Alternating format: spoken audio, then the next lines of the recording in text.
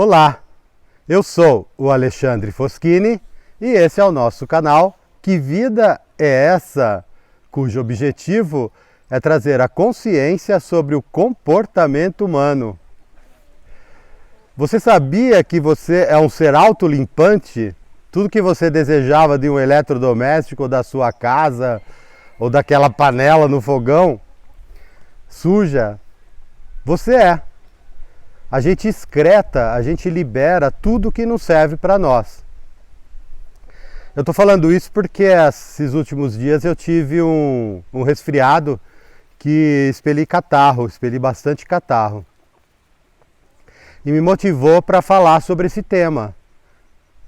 O que significa a gente ser autolimpante?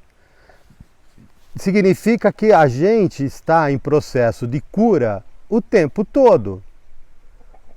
Você sabia que você é um curador inconsciente? Pois é. Além das questões normais da gente excretar, né? Através do suor, das fezes, da urina, existem algumas coisas que ainda ficam muito presas no organismo que não saem dessa forma e precisam de uma ajuda extra, como por exemplo o catarro. A febre é capaz de eliminar toxinas cancerígenas.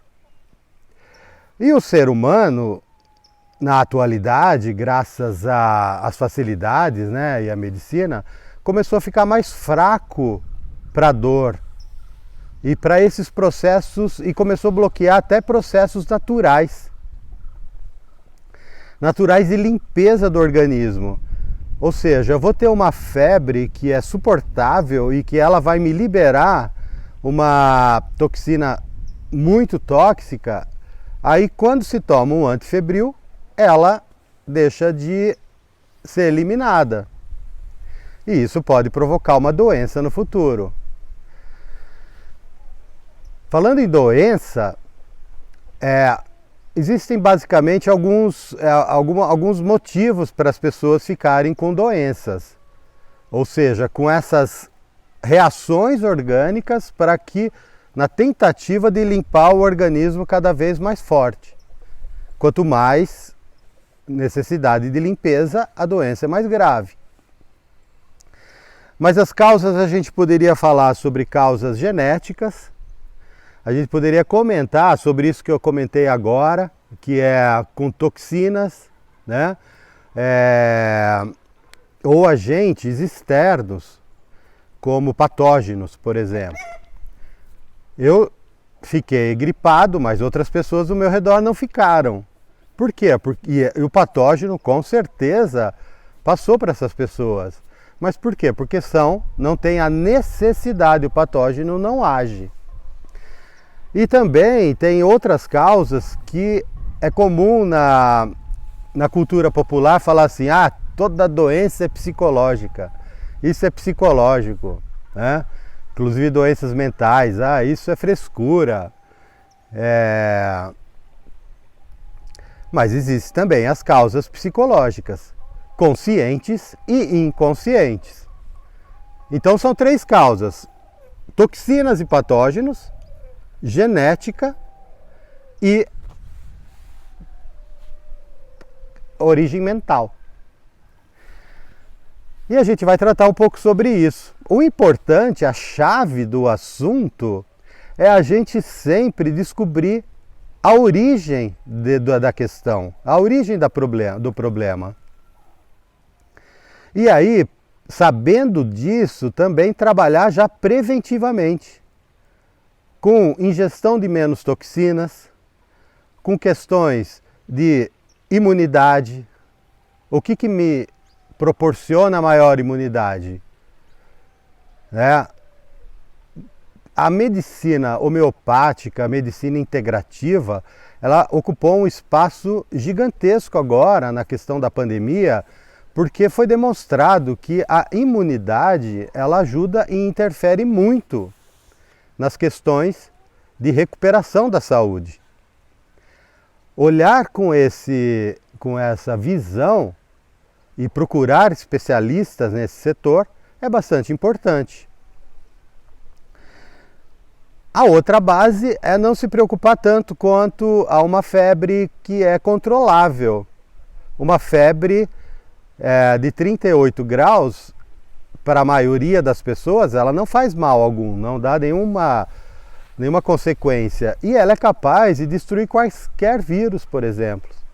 Porque o vírus tem uma capinha que tem gordura, e isso derrete a gordura e ele morre. Já estão pensando aí, né? Nossa, eu passei por isso, passei por aquilo, será que eu deveria ter feito isso? Mas meu médico me recomendou um antifebril. Conversa um pouco com ele e conversa com esses profissionais integrativos também, né? É bastante importante, tem inclusive sites gratuitos para isso. A imunidade e a aceitação desse processo de limpeza. As causas genéticas é fácil de a gente perceber porque vê pelo histórico da família. Toda família tem um histórico que, se repetir determinados tipos de doença, existe uma predisposição genética. Tendo essa predisposição genética, não significa que vai ficar doente, mas analisa aquele tipo de doença que é e o que causa, o que faz ela ser acionada. Sabendo disso e estudando esse assunto,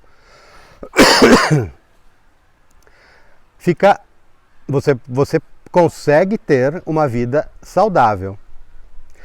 As questões psicológicas, elas são bem mais complicadas, talvez, para a gente entender.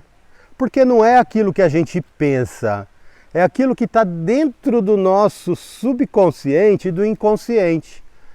Eu posso ser uma pessoa que faço uma imunidade bacana, eu posso ser uma pessoa que tem uma vida saudável aqui na natureza, eu até tomo banho de água mineral, né?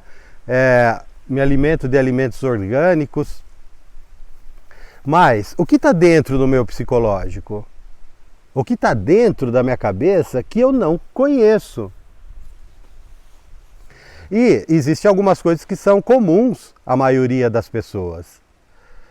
Por exemplo, comum nessas questões de doenças repetitivas, existem as causas genéticas, né? E elas existem, mas também existe uma tendência da pessoa, por amor aos pais, por amor aos avós, terem o mesmo problema.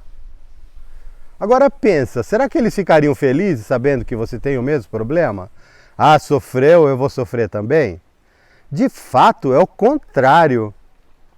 Pense em você, se você tiver filho, você quer que o teu filho tenha o mesmo problema teu? Então, tendo consciência de que eu posso estar reproduzindo um sofrimento de algum ente querido, é importante, porque aí ele deixa de agir inconscientemente. E tem também aquelas questões, é bom para pagar pecado, eu sou uma pessoa insuficiente, eu sou uma pessoa que já cometi algumas coisas muito desagradáveis. Ou seja, é a culpa, é o auto-julgamento. E julgamento, a gente já viu que é uma lei que não nos compete. Ao estarmos julgando e auto-julgando, estamos cometendo um erro gravíssimo que dá consequência. É um erro porque não é natural. A gente não foi feito para isso, a gente foi feito para a cura. A gente não foi feito para o sofrimento. Então, ainda tem um pouco de pigarro. Tratei com aça-peixe. 3 folhinhas na água, com um pouquinho de sal. Nossa, passei bem com ele. E nasceu um aça-peixe bonitão aqui. Tem vários, né? Então, nós somos seres criados em toda a humanidade para autolimpeza, para autocura, para felicidade. Só existe felicidade. Ao nos impingirmos sofrimento, causa sofrimento. Ah, mas eu sei que se eu estou sofrendo, eu já fiz outras pessoas sofrerem. Agora, se você sofrer porque fez outras pessoas sofrerem, vai fazer a pessoa sofrer mais ainda, né? Mesmo porque a gente já viu que a gente descende de pessoas que foram bárbaras, que a maioria matou, porque foram os que sobreviveram. Então, e a consciência, como não tem tempo nem espaço, ela fica vagando. E essa consciência chega até nós, como consequência. Mas quem começou essa história? Quem matou primeiro? Ninguém sabe. É aquela mesma história do ovo e da galinha. E ao você admitir a cura, admitir que é não merecedor, mesmo porque causou esses sofrimentos, mas que é algo natural, que é o melhor que você pode fazer por você e que seja repercutido para todas essas consciências e todas essas pessoas que sofreram de alguma forma.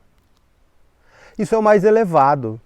E isso é a demonstração da verdadeira cura, da cura definitiva, de uma saúde inabalável. O karma, o pecado, a mácula, elas são indicadores de que a gente precisa melhorar. Mas são sentimentos que, se não administrados corretamente, eles escravizam. Eles escravizam e inconscientemente a gente faz sofrimento autoprovocado.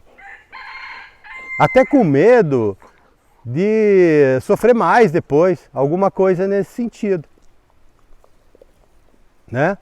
Medo é o contrário do amor, da sabedoria.